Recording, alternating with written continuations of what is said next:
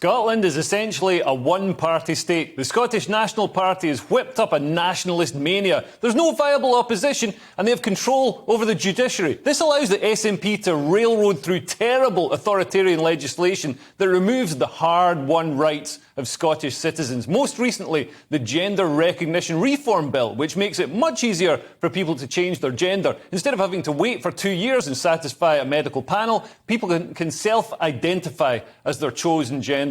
This is great news for women like me, but according to critics, including the SNP's own Community Safety Minister, Ash Regan, bad news for the dignity and safety of women. Flushed with success after hustling the gender reform bill through Parliament, the SNP are now proposing a ban on conversion therapy. Good news, you might think. Conversion therapy, where gay people are drugged, electrocuted or bullied in an attempt to cure their sexuality, is not just barbaric and antiquated, it's been shown to be completely ineffective. If you electrocute someone while playing them pornographic films, you're not turning them straight, you're just introducing them to a kinky fetish. But that's not what this bill targets. Gay conversion therapy, as we know it, doesn't really exist in the UK anymore. Homosexuality is widely and rightly accepted and celebrated here. Conversion therapy is now defined by LGBTQ+ charity Stonewall as any form of treatment or psychotherapy which aims to change a person's sexual orientation or to suppress a person's gender identity. So anything that doesn't affirm someone's gender identity and help them transition is conversion therapy. If your 9-year-old son turns to you and says that they're trans and you ignore it instead of booking an appointment to prescribe puberty blockers and surgery, you're committing a crime in Scotland. This is hugely problematic. As well as criminalising churches and sensible parenting, it's also criminalising clinical care. It infringes on the rights of clinicians to treat people appropriately. A clinically correct diagnosis could be a crime under this bill. Gender dysphoria, the feeling of not fitting with your biological sex,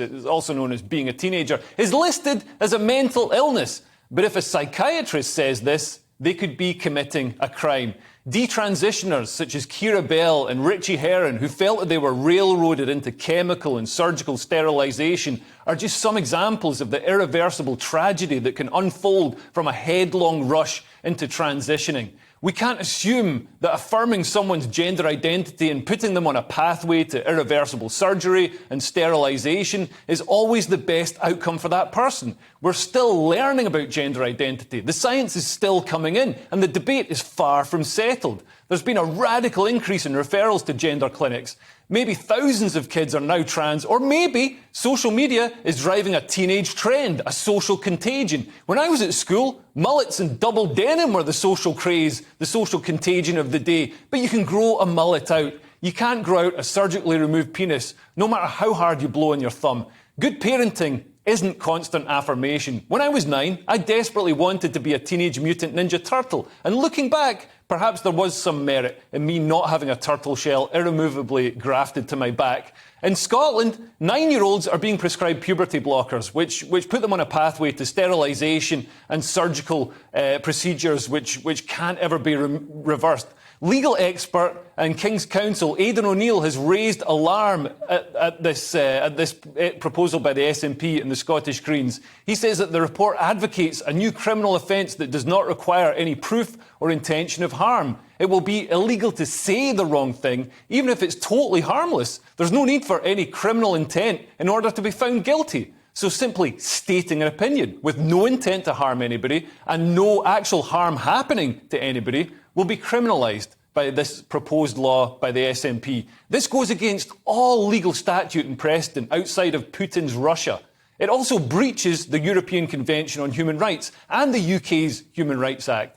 And it will be difficult to avoid breaking the law. Gender-fluid people who change their gender identity on a whim present a minefield. If you refer to them using the gender they identified as at lunchtime, you're committing a crime. If your granny says that Sam Smith is a fat bloke in a bikini, she's also committing a crime because he's not. He's a beautiful woman. It's also likely to backfire on the very trans activists who are calling for it. When gender ideologues convince gay teens that they're trans, could that be seen as changing their sexual orientation and their gender identity? It's not the first time the SNP have bludgeoned terrible draconian unworkable laws into life. The named person scheme made each child in Scotland the responsibility of the state, rather than the responsibility of their parents, allowing the state to snoop on parents and breaching human rights. It was scrapped. Their Offensive Behaviour at Football Act criminalised football songs and was also repealed. Let's hope the SNP's new, vaguely defined oppressive laws around conversion therapy go the same way.